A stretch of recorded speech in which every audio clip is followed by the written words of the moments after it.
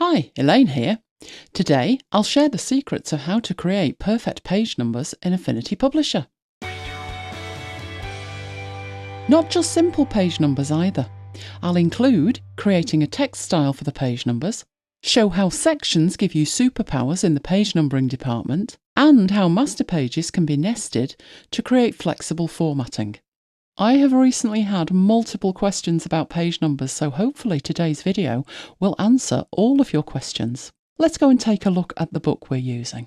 So let's see what we've got in here. First of all, there's a copy of the original cover. Then moving on, I have the front matter, then a table of contents, and then finally a copy of the content of the book. There are 10 chapters. Each chapter is starting on a recto page on the right, and going all the way down, there are 91 pages. Returning to at the beginning and adding page numbers. The most efficient way to add page numbers is via the master pages. There's already one master page in this file, and this is Master A. Obviously, no page numbers on it. In fact, there's nothing on it but the margins and a couple of text frames that are connected. This is the best place to put the page numbers. This way you don't have to add them individually to every page. That way madness lies. So I need a text frame, which I'm going to put on the bottom of the left-hand page, and then I need to put the page number in it. So this text is centered.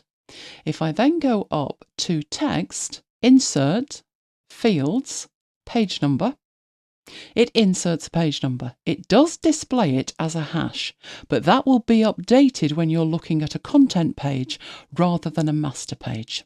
At this point, I'm going to format that. In fact, I'm going to create a text style for it. Now, I do want it to look like the body style, but I need it a little bit smaller. Also, the body style is left aligned. So now I'm going to apply the differences to that. So it's the correct font. I've now centered it. It does need to be a little bit smaller, so I'm going to make it 8 points. And then I'm going to create a new text style for it. It's based on body, which is absolutely fine, but I'm going to call it page number. That way, if I ever want to change the format of the page number, I just need to edit the style. Next thing to do, it's all right having it on the left-hand page, but I need a copy of this text frame on the right-hand page as well. So I'm holding the Option key down and dragging across, and then just need to line it up so I've got the red lines and the green lines indicating it's in the correct place. And that is all there is to adding page numbers. Obviously, we're going to need to finesse this a little bit. So let's go and have a look at the pages and ensure that these page numbers are applied. And they are. This one is page 2, this one is page 3. Our table of contents is currently page 5. And the beginning of the book is actually on page 7. Obviously, we've got some work to do there. But the page numbers are now actually showing on each page. Sections are the solution to the issues that we're seeing here in terms of chapter 1 really should be page 1, and it's sections that will enable us to do this. Sections give you control over both the actual page numbers displayed and the formatting of them. If you go up to Window and down to Section Manager, this is where the magic happens. At the moment, this file only has one section, and it's the entirety of the book, everything from page 1 to page 91. We can see that I'm currently on page 7, but we want that to be page 1, and this is how you do it. You add a new section to your document. So at the moment, section 2. And it's saying it's starting on page 6, which is the left-hand page.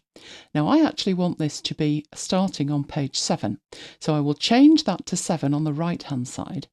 And then the next option is, do you want to continue page numbering or restart them? Now, I do want to restart my page numbering, and I want it to start from page 1. Now, the number style that we already have is perfectly fine for this, and I do want it included when I export it. Just to make things easier for myself, I'm going to name this book content, and that way I know which section this is referring to. You can see straight away it's updated the right-hand page to say page 1, so far so good.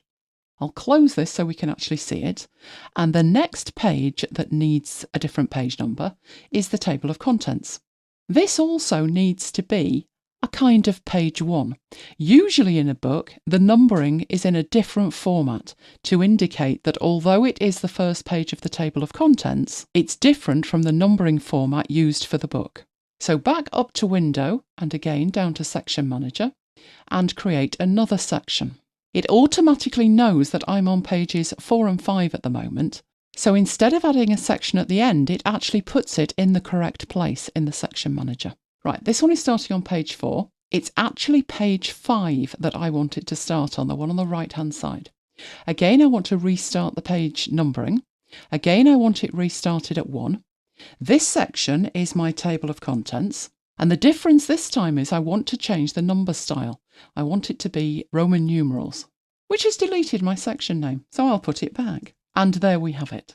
My 2 added sections are all I need to make this work, but I know what you're thinking. There's a number on the blank page on the left. If we look at the front matter, we also have 2 and 3 on there, and we don't want anything on there. The front cover only looks all right because of the image representing the cover. If I turn that off, you can see that's also got page 1 on it. Now, it isn't actually the Section Manager that we need to fix those issues.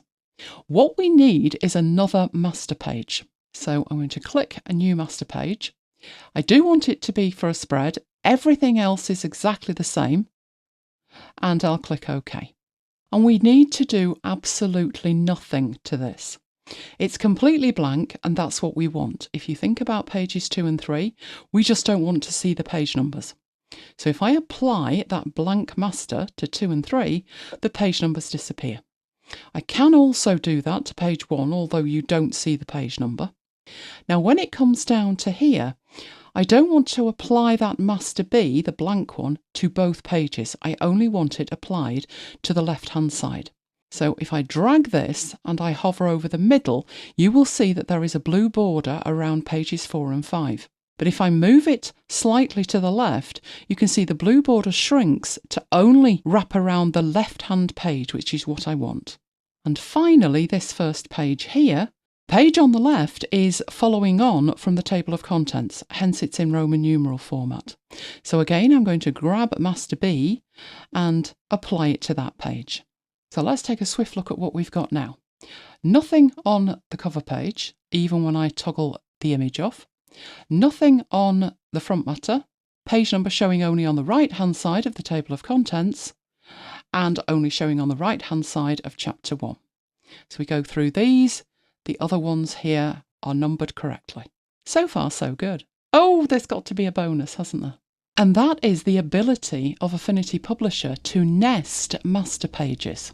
Now, we already have Master A applied to the majority of the pages and Master B applied to a handful of them, 4 to be precise at the moment. If I go back to Master B though, let's say that what I want is to change the background colour of every page.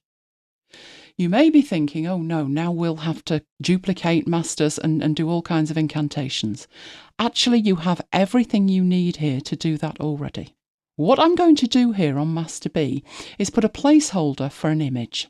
So I'm covering the entirety of those 2 pages, and the image that I actually have is aged paper. So I'm dragging and dropping that in here. I think I can take this down a little bit, and I can move that if I want a slightly different look to it. I now have a background, but notice what's happened. It only applies to the pages where Master B is applied. Obviously, it would be fairly simple to go to Master A and do the same in terms of adding the graphic and putting it behind the page numbers, but you don't need to do that. You can apply a master page to another master page. So if I grab Master B and I drag and drop it onto Master A, you can see that automatically everything has updated. But not only has it updated, we still have our page numbers. And any changes that I make to Master B, so going into Master B and choosing the image and changing the opacity, make it a little bit lighter, will apply to all of the pages. And you don't need to fiddle around and apply different master pages. You just need to make that change once and it applies to all the master pages that you have applied to your pages. So let's have a quick recap. Page numbers are much better added via master pages. It makes your life easier. To insert a page number, once you have a text frame, it's text, insert, fields, page number. Use a text style to format the page numbers, and sections enable you to control both the page numbers displayed and the format they have applied. Finally, you can nest master pages to make it easier to format an entire book without having to have a huge range of master pages available and manually applying them.